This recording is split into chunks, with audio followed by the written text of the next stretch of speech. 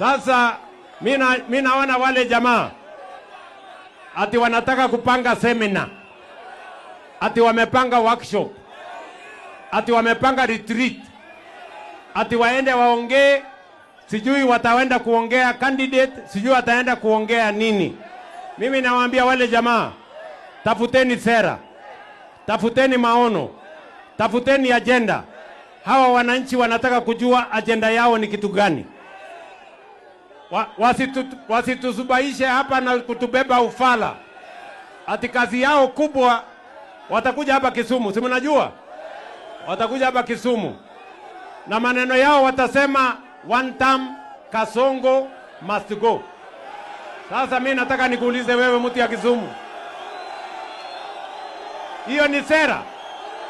Hiyo ni sera? Hiyo ni mpango? Hiyo ni maono?